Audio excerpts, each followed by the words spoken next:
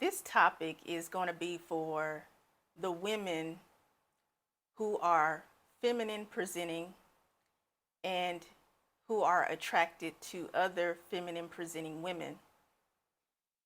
A term that is used to represent feminine lesbian women or feminine bisexual women or feminine women who are attracted to women is femme, F-E-M-M-E.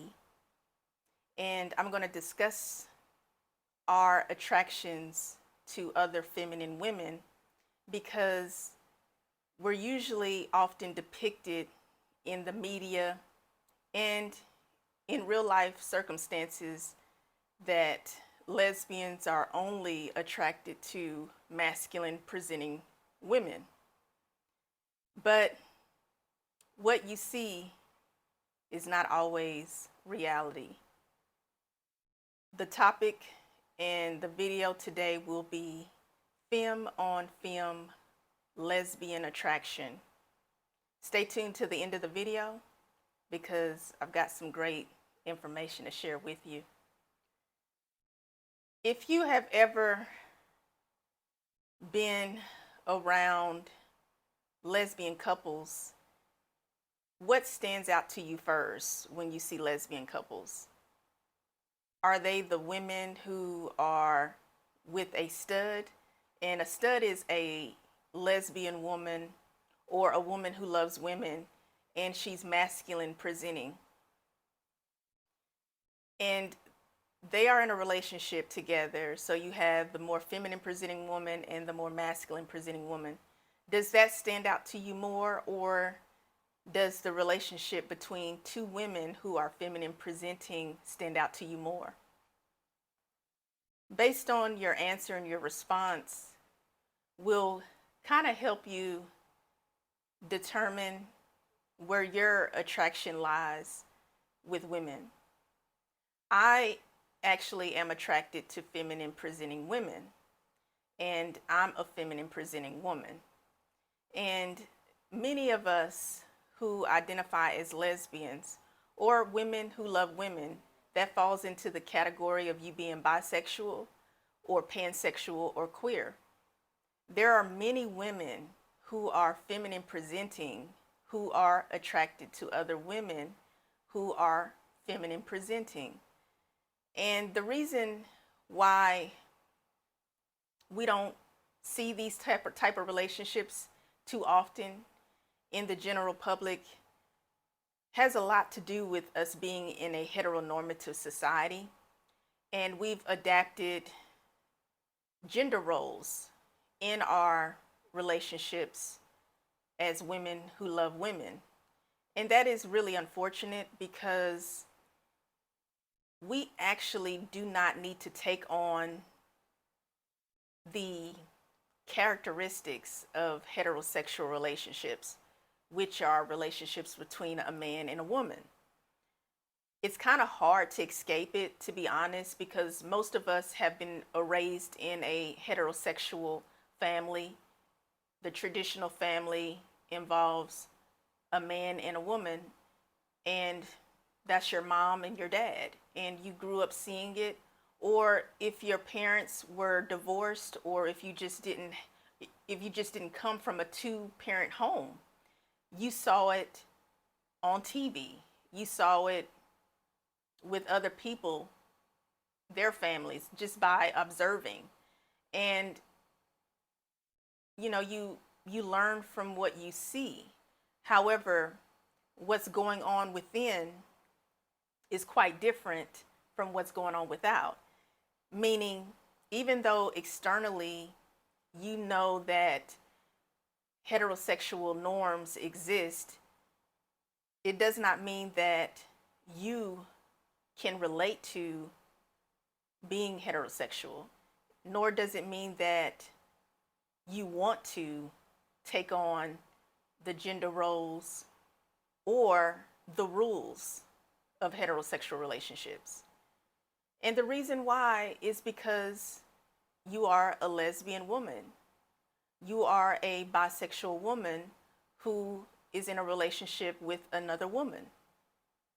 or you are a woman who loves women. And just simply who we are as women alone,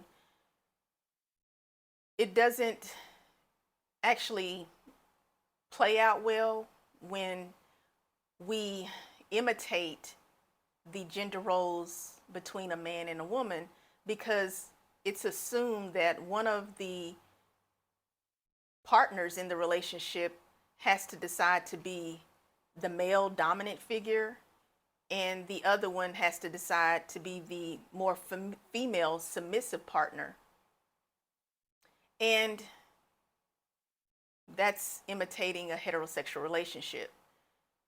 And the reason why we sometimes go into taking on those roles in our relationships is because of societal pressures. We feel like that's what we should do. And we also hear from other people who dictate our relationships that, oh, well, which one of you are the man in the relationship? You've heard that before, ladies? Yeah, I know you've heard that before. It's very annoying, and it's actually very disrespectful because we're both women. And although we have different personalities, we are still women, and we identify as women who love women. Now, what I will say is our energy is different. And what I mean by our energy is masculine and feminine energy. Masculinity and femininity is often mistaken as an external factor. For example, masculinity is usually viewed as being strong, being stern, being very demanding. It also is viewed as being very, almost to a sense, being the one who makes all the decisions as the leader. And the opposite is being feminine or femininity, and that's usually viewed as being soft, submissive, and a follower. And these characteristics, depending on how you interpret them, can either be viewed negatively or positively. Now, masculinity and femininity actually is in all of us, everyone, despite your sexual orientation. If you are a heterosexual person and you're a man, you actually have masculine and feminine energy. And if you are a heterosexual woman, you have masculine and feminine energy. When you are a homosexual and you're a male, you have masculine and feminine energy. And also, if you are a homosexual female, you have masculine and feminine energy. We all have it. And the reason why we all have it is because it keeps us balanced. And I truly believe that spiritually, we all come from each other. I do believe that God created man, and he created actual male as the first human being. And out of the male came the female. And out of the female, she bore male and female. And so scientifically, we have the X chromosome that we share, because males and females, they have the X chromosome. And so we have that in common. If we did not, then we pretty much would not be able to connect or be attracted to one another. It would be a major imbalance. It would not be good at all. And so we just have to learn how to utilize our energies, because people often think that masculine means that you are in control, that you make all the directives, you make all of the decisions, and that you are the stronger one physically and mentally. However, that's not necessarily true. And these are actual heterosexual constructs. And they're not necessarily healthy even for heterosexual relationships. But that's another topic. All I'm trying to explain is that we learn from observing from our upbringing, our surroundings. And even though we can learn from our external upbringings and surroundings, which more than likely were heterosexual parents or families, or they were basically heterosexual people that we became familiar with, so that's what we learned.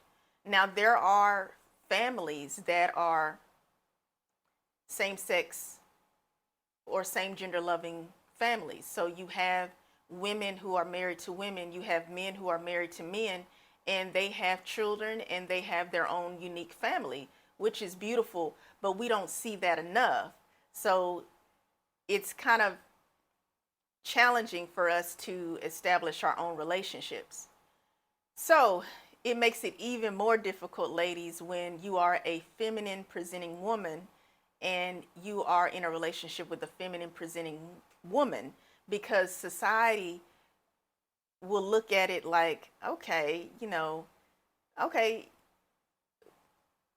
which one is going to do the man jobs? Which one is going to do the man things? Which one is the head of the household? And it goes on and on. And that's where you kind of get to questioning, how you should present yourself in your relationship. And you have to be careful with that, ladies, because you can be easily distracted and tempted to take on a personality that is not yours. It's very important to be in tune with yourself and to know who you are and how you present yourself. And that is the energy that is within you.